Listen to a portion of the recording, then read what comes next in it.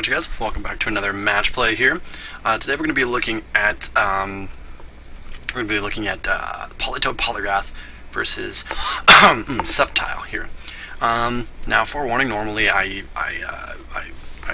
do these videos at double the speed, but today I'm going to do it triple the speed because this game was a long one for it being not as. I mean, we anticipated it not being close, right? Like, it's a weakness thing. Politoed Polyrath is weak to everything Sceptile hits it for. So Politoed Polyrath also has a lot of, like, not a lot of EXs, but it has EXs that it can trade into. You know, yeah. So, I mean, oh my gosh, I am so out of it today. Sorry, guys, but I do triple the speed up here because it is a long game, despite all that. There is one turn that I think Grady takes a solid like 10-15 minutes on one point in here. I watched a little bit of this game going into it, but I didn't watch the entire thing. So bear that in mind. I know what happens in these early turns, but I've completely forgot what happens in mid to late game. I know that Mega Sceptile carried a lot of the weight of this game. So let's talk about the matchup just a little bit. Sceptile is going to try to get 2 or 3 of those Sceptiles out to kind of get energy flooded onto the field somehow. That can happen by the Primal Clash Sceptile, the non-half-heart one, the Primal Clash Sceptile, Mega Sceptile, and Old Sceptile as well. There's a lot of different ways to go about it.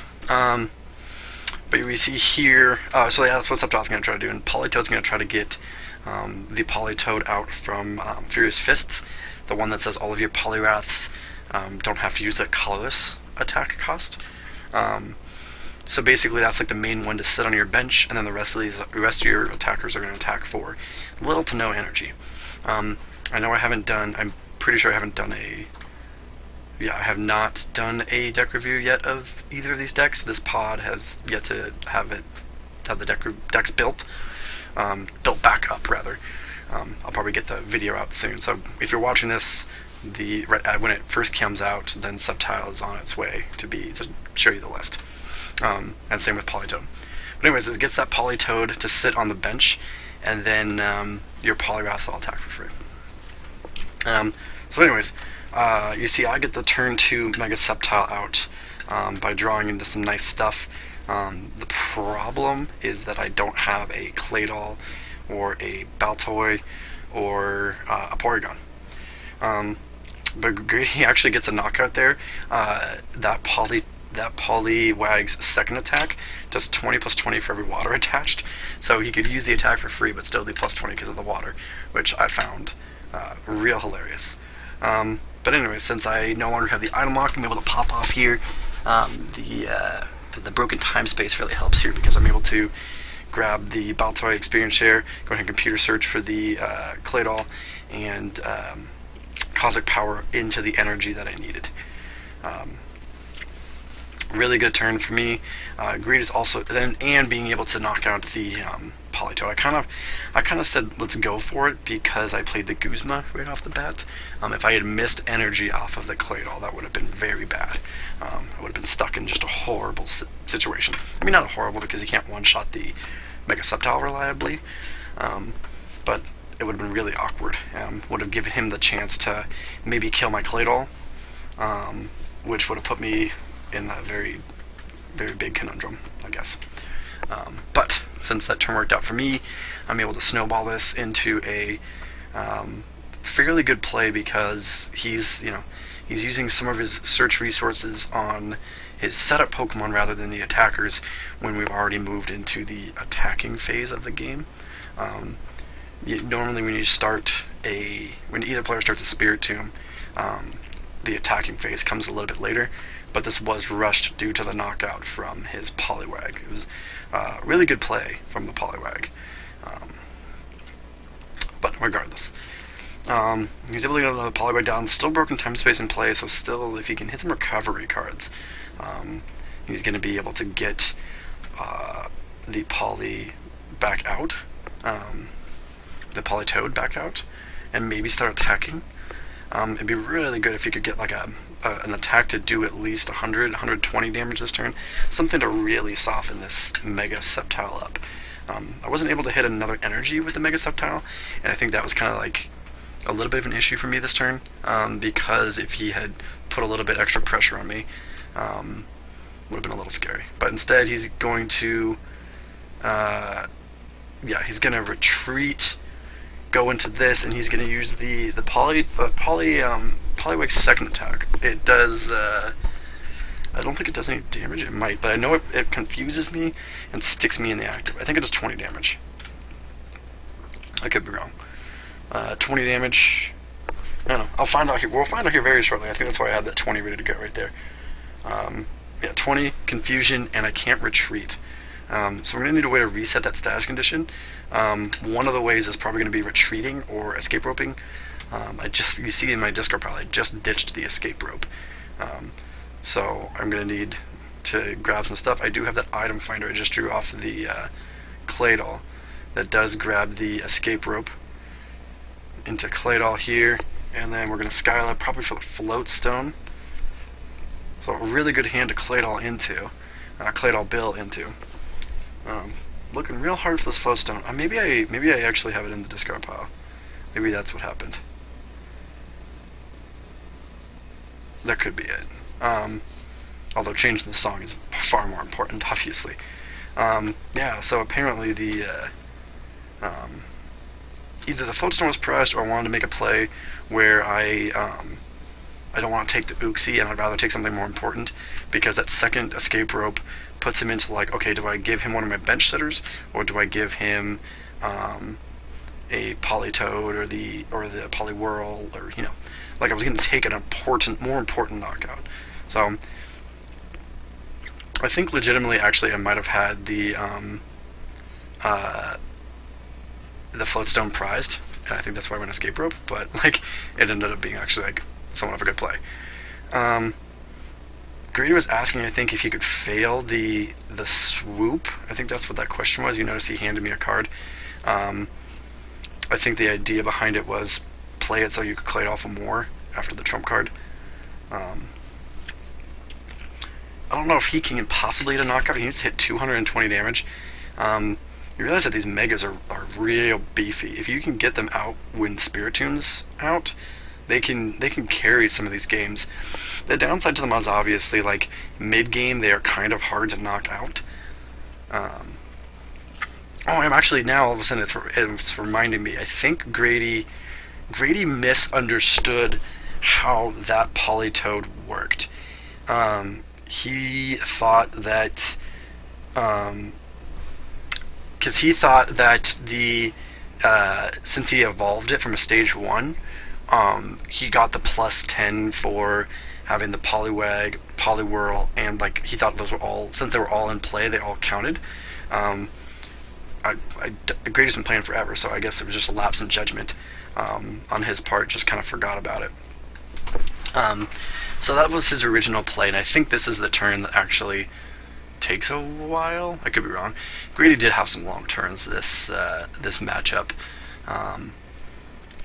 The pluses and minuses to this big tournament were the fact that I built most of the decks. Like, we worked on a really good portion of them together, but the ones that we didn't work on together, Grady really didn't have any good idea how they worked, and that kind of puts some decks at a disadvantage.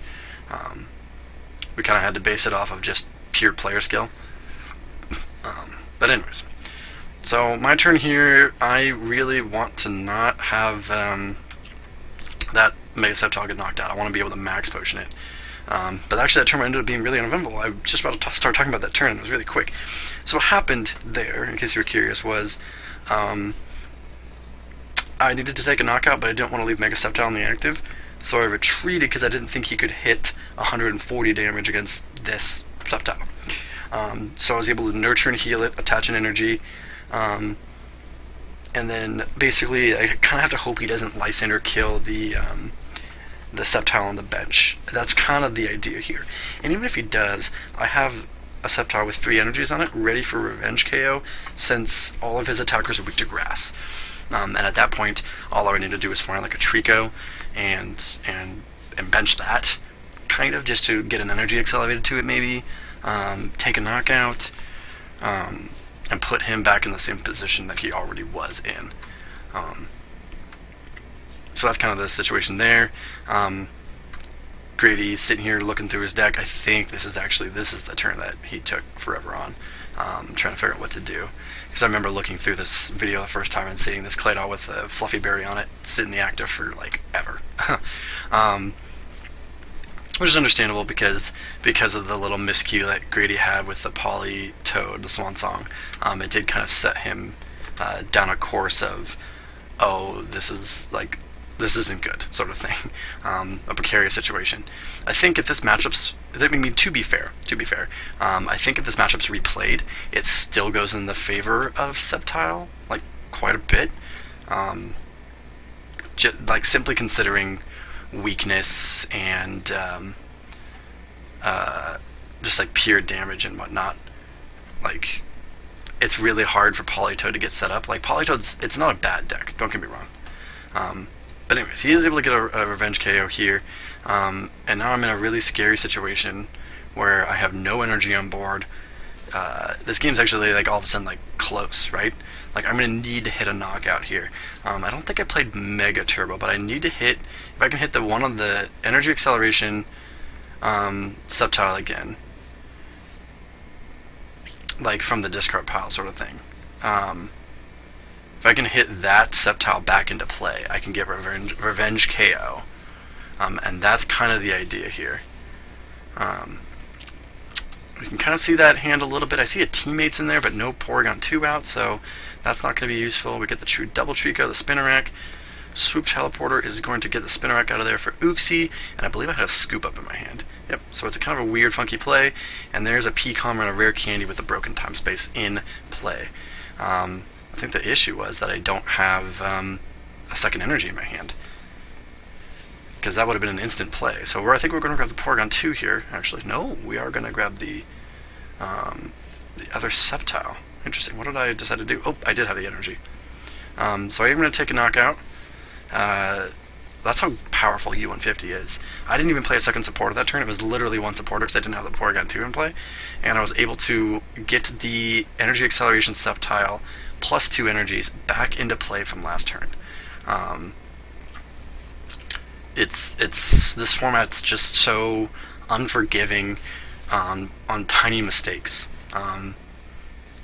or rather, not even tiny mistakes, but just it's unforgiving on tiny mistakes, and it's very snowbally. The more I play this format, and the more I rewatch these games, especially, like, once you play, like, even when you're in playing the game, you're like, yeah, this is a lot of fun, but then when you step back and you watch the games, you're like, wow. Like, once one person gets a lead, that person can really keep that lead. We saw in a different video yesterday where I literally just hex looped over and over and over again to keep him out of the game. You see in this game, this Mega Sept, or you saw earlier in the sleep deck, I'm able to just have one really powerful attacker early game punish his slow start, and now it's a similar situation here where he isn't able to hit this big number on this Mega Sceptile. And this Mega Sceptile is able to take a lot of prizes. And even when he takes a knockout on the Jungle Edge, the Primal Cost Jungle Edge Sceptile on the bench, like, I'm able to get it right back out and charge this Mega Sceptile up. This format is absolutely ridiculous. But it is a lot of fun. Moving back over to Grady's side, though, he's going to be going probably for, he needs to find a way to get the get that other Porygon back, the Poliwrath, the one that says when it's on its bench do 60 plus 60 if you switch out of it. That's what he really needs right now. But I don't think he can get it because the Twins is in his discard pile. This is a scenario where, like, having Twins and Oracle is actually useful. But he's gonna need to hit the poly, or what's the one? Too many polys. Poliwhirl into the Poliwrath that does that retreat, and that's 120. He needs a damage modifier too. Oh, there's the damage modifier, the laser that helps. He's going to be able to AZ and PCOM here. What is he going to grab? Let us see. He's going to grab Uxie. He's ditching some cards. We're going to see that Palpad go for the Marlies and the Lysander's trump card. We're going to have to see the Poliwhirl come down now too, because he AZ'd the other one. Oh, nope. No Poliwhirl quite yet. But he is going to hit me and confuse me, actually. He missed the knockout. So now it's the situation again where I have to get out of the active. Going to max potion that damage away, and then Cosmic Power. Kind of sketchy. I have the Porygon that says I can draw till I have 6 in my hand, which is the one I get down. So we're going to go ahead and Mallow from there. I bet you anything that grabs Superior Energy Retrieval and a way to retreat. Or something of the sort. Yeah, so there's this Escape Rope. Superior Energy Retrieval is in. Grabbing 4 energies. Attach, Goop. And we're actually going to see a Psychic Restore with no Restore. Doing 40 damage to this Uxie. And he's going to do Psychic Restore back, doing 40 damage to my Uxie. So I bought myself a turn being able to Goop him and all that fun stuff. I don't think I restored there because... why did I not restore there? I think I didn't want anything else in the active. But the Porygon's like 1 retreat, so...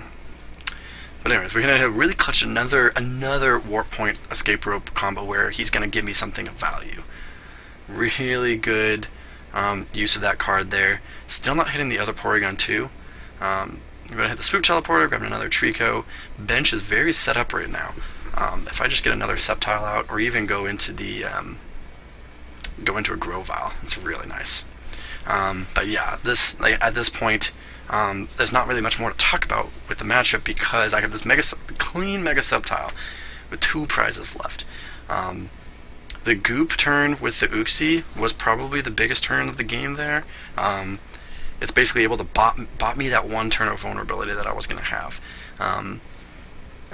Because of the Mega Sceptile and everything, max potioning and keeping it alive, I'm able to buy that 1 turn from Goop. Goop with Uxie in the active. I'm trying to look at what I'm watching on my side of the screen there. Oh, it's a Simpsons thing, I guess. I don't know. But anyways, he hits me with a Sleep, and I'm hitting Tails, but I have the Guzma ready to go. I'm going to go ahead and take the Politoed, the really important Politoed here. Superior Energy Removal, just kind of trying to keep my lead at this point. I think that's all that's going to be useful for me, is just make sure to guarantee my lead, get all of my setup out. Writings on the wall, going to go ahead and give it this Lapras for a Hex probably. That's what I would do. Maybe it's not in there. Lapras for Hex. There it is. Going to go ahead and Superior Energy Retrieval, grabbing the 2 so I can accelerate him to the bench. Just guarantee myself the win next turn. There's nothing he can really do. And there's the scoop. So, thanks for watching, guys. If you have any questions, please let me know. If not, hope you had fun.